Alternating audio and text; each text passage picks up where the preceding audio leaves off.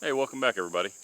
I'm going to show you what I've been up to here at the house, give you a little walkthrough. I know it's been a while, so here we go. All right, it is coming right along. I'm not sure where I was in the last video, but I've got my patios all done. We've got the well here. We've got it plumbed all the way in the house. I've got my slider door put in. Got the front porch pretty well done and roofed. Should be getting soffit maybe this week. So I've come around and put some of this peel and stick around the doors to air seal all them. And I'll take you inside, making some progress in there. Today I've been putting that peel and stick up there just to kind of lock it down between that top plate and the trusses and then the concrete. Today I kind of figured out how I'm going to do this. That is, well, I'm getting my siding in tomorrow. So that's just a little drip edge, and that's a piece of PVC trim, so the bottom piece of siding can be tilted out at the right angle. So in order to do that, I have to take a diamond grinder and grind all this ledge down and make it somewhat level, just so the water will shed off. So in the house, it's a wreck. I didn't have a full day to work today. Poured some concrete this morning somewhere else. So yeah, here's the house. Here we are. So running electric. I've got 99% of all my electric done, as far as the boxes and wires. So I've been adding those all through the house. Got the few can lights in here. Been adding a place for all my wired in smoke alarms. Gonna have some pendant lights over the island right here. So that's where I'm at. I'm trying to think what else. Yeah, I'll show you. So this is how you put the wires through the foam. I actually took a router and routed out this channel, and of course every one of these is a stud. So it's not just styrofoam. And then I ran the wire through, and then every once in a while, about every couple feet or so, I just did a little shot of expandable foam, because code says the wire has to be a certain depth in the wall. So if it's far enough back, that's fine. So that's what I did. So here in the laundry room, you can see where this is the pipe coming in from the well. Here's the electric going down to the well. So we are ready for that. As soon as I get electric, we'll hook that up.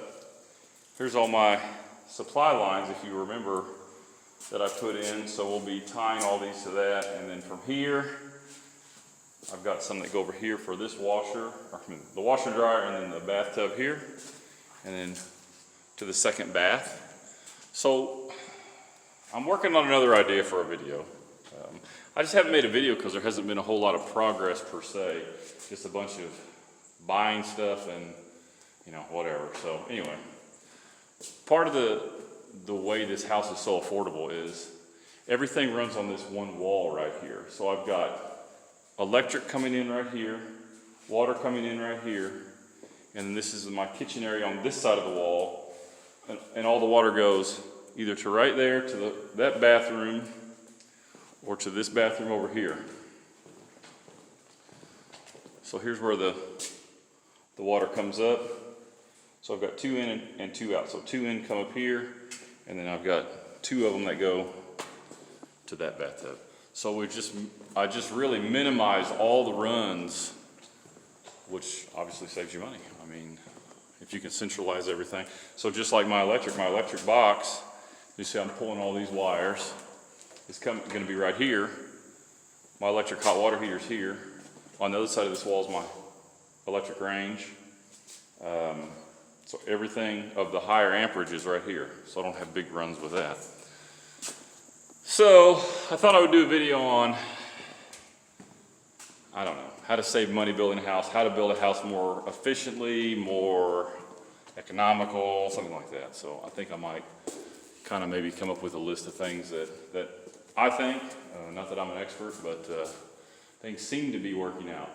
I got an estimate on, it's weird, I'm actually having people do stuff versus me doing everything and, you know, maybe with some help of some of my friends.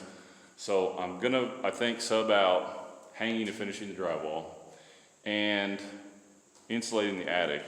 And the only reason I'm doing the insulation is because they can actually, I can contract it out for cheaper than I can buy all the materials. So I'm gonna have R60 in the attic. So it's gonna be 1 to 2 inches of closed cell foam. And then they're gonna stack blown in cellulose all the way to our vents up there that we talked about in another video. So that's gonna give us right at R60. So we should be pretty well insulated.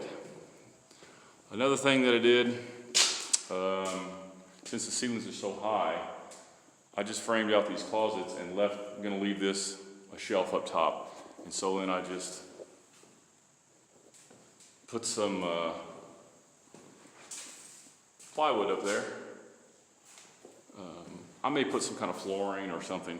And so both of the bedrooms and then the closet there in the living room. I think eventually I'll put maybe just closet doors or something, you know, some kind of cabinet doors on top. So that's just really maximize the storage vertically. As the same as we're gonna do in the laundry room and the bathrooms. We don't have a lot of ground space per se, small bathroom, but what we can do, we could put an overhead cabinet up here because we're 9'5", so 9.5 feet basically. So we're gonna try to utilize some of the vertical space for storage. So, let's see, drywall, insulation. I'm gonna go with the central HVAC unit versus the mini splits. It's really back and forth on that, but it's a little bit more money, but I think we'll gain some efficiencies and I think we'll gain some longevity and some kind of the bulletproofness of a simple central heating and air. One of my problems was let me get to where you can see me. One of the problems is I didn't want to put ductwork in the attic because, you know, it's not efficient. So, I mean, you know, your attic is 120 degrees and you want to blow cold air through there in the summer, and in the winter it's cold up there and you're blowing hot air through there. So we're going to wrap the main trunk lines with insulation, a foam and a bubble wrap. They're going to be completely air sealed. We're going to bubble wrap them, and then we're going to insulate. When my insulators come up here, they're going to insulate with spray foam all my duct lines, or my main trunk lines. So we're 100% air sealed, and we do have some decent insulation. And of course, the main reason you insulate that is so it doesn't condensate and drip down.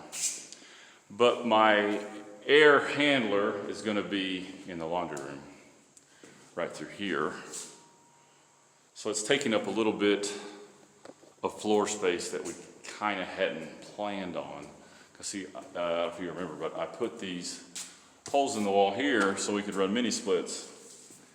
And I don't know. Hope I'm making the right decision. It's a little bit more money, but anyway, don't want to rant on that. So I made my decision on that. So, next big thing, need to get interior doors lined out. I went and looked at the price of lumber. It's outrageous. It tripled. One of these studs is $10 right now. I mean, I was paying probably $5 for those. The one I saw that tripled was a regular 8-foot height ceiling stud, which is like, I don't remember what it is, like 94 and a half or something like that inches. $7. They're normally like 2 and some change.